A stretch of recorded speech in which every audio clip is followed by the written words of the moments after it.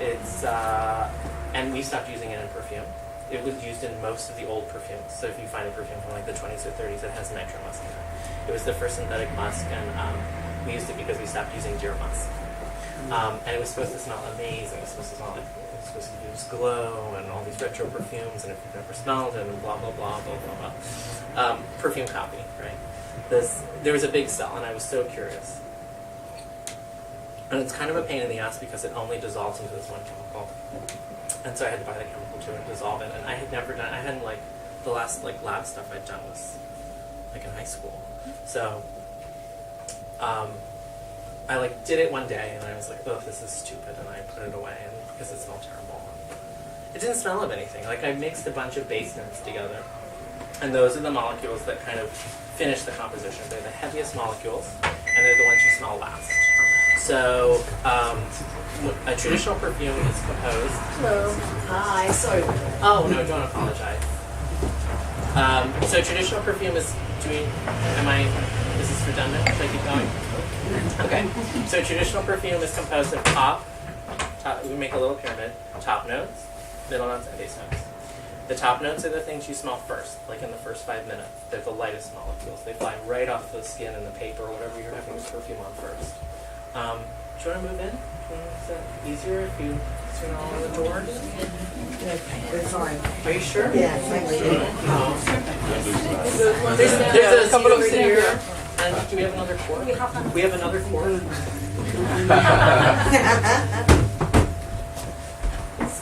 Yeah, here's one. Yeah, we can get more seats. This end if you want to move down. Oh, so There we go. Sit on the quart. I will do. Okay. Thank you.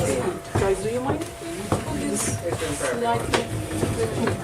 Brilliant. Thank you very much. Brilliant. Thank you. What's the point of having a top note? That's a terrific question. What are you going to smell if you're smelling on top? Yeah, because what I thought when you said a top note, I thought the initial smell that you're under as your, or you think Most people buy their perfume because of the top note. yes, but then it goes. Perfume is a song. With the beginning, a middle, and end. You have to go on for the whole ride. If you put your perfume on in the morning and you smell your perfume 6 hours later, it's a different perfume. Yeah. It's what's left. I'm It's the glad base. to be from smelling that. And it changed, right? As I'm smelling it, yeah. It changes. Perfume Yeah. changes for the most part. Yeah. A lot of perfumes, what's the word we use? It's not seamless. There's a word we use for kind of stagnant perfumes. But that's the idea is that they're not very interesting to smell because you want a perfume that changes. Yeah, you want a perfume that takes you somewhere and develops over time. So the problem with my early perfumes was I was just using the end of the perfume and smashing it together, and it's really hard to smell those things actually at first because they're very big. These are big molecules and they're heavy and they stick to your skin.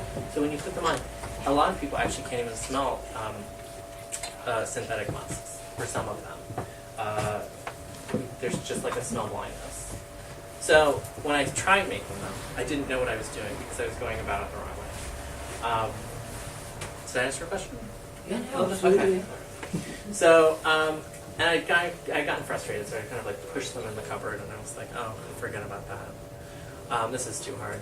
I did something else. I went to school for 6 months, which I thought I would be a psychiatrist. Yes. So that didn't work out. I couldn't listen to people talk about those things. So over the summer, after I finished my semester, I started working on this perfume. I ordered some more things. I ordered some essential oils. And I took my essential oils and I put them with some of my synthetics that I had bought. I bought some orange, I bought some prune balsam, I bought some cedar, I bought cheap essential oils online. I just ordered them. And I started smashing these things together with some other things. And I made something that actually wasn't bad. And it was my first perfume, and it's called Sunshine. And I don't have any with me, but it smells kind of like a creamsicle. Yeah, creamsicle. It's orange, so it's like orange, vanilla, and sandalwood. So it's like It's girly, it's sweet, it's yummy, right? And I sent it to a friend I'd met online to try. Someone I'd never met. And she was very sweet, and she said, "Can I buy a bottle?" And I was like, "All right, well, sure." And I didn't even know if it had a name at that point. I didn't even know what it was. It was just whatever. Maybe I came up with a name, some Japanese. So I sold her a bottle, and then she had a friend, and she wanted a bottle too. Wow, okay. Well, that's not bad. Two is not bad.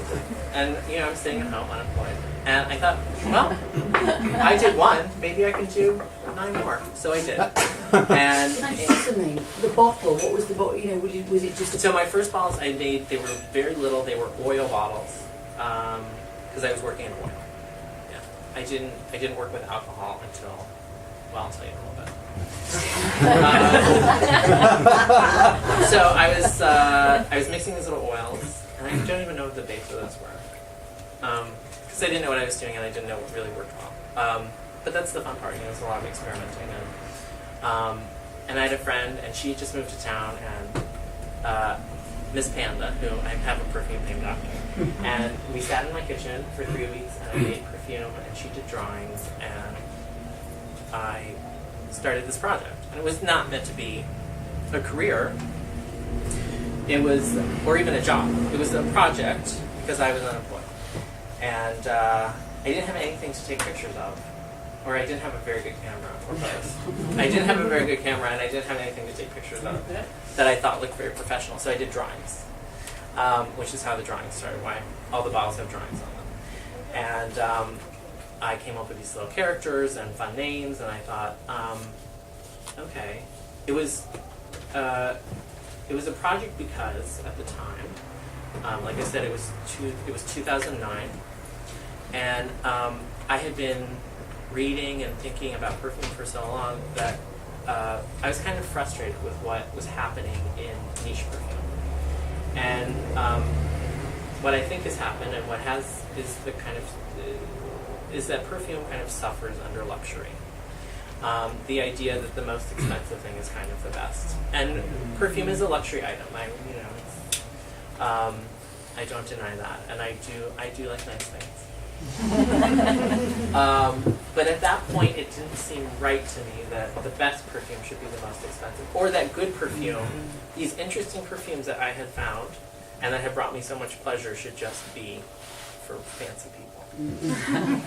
So what I wanted to do was to make perfume that was joyous, because it had brought me so much joy, and affordable. For everyone. I wanted everyone to wear it. So that was the brief when I started my company. And it still continues to be the brief, because I think great perfume is for everyone.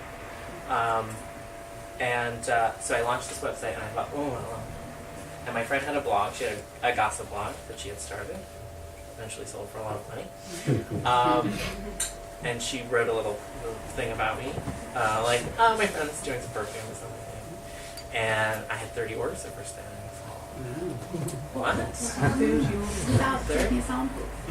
No samples. I sold samples, though. I've always sold samples. I sell online, so you have to be able to try it first. You can't just, I don't make you buy a big bottle. You can buy samples of anything. And once you have so much perfume, I don't know if any of you are perfume hoarders, have a big cupboard of it in your homes. You don't want a big bottle anyway. You want a little bottle. Because I had a cupboard, and I would open up this cupboard, and I was just like, I started collecting parfums because they were so small. They were like 7 mils or something. Very teeny. So I launched my company, and it happened very quickly that people responded to it, and it was startling to me. And a few weeks later, my favorite perfume store in Los Angeles, called me. They called me. And, yes, 6 weeks later. The next month. I know. And you're still just sitting in your kitchen, just... In my kitchen. I never told anyone else in the kitchen, and I will. It was just me. It's our secret. Yeah, don't tell anyone. And it was just me. So, but I would write everything in the plural. We. We'd like to thank you for your order. We just found this new, just me and the cast.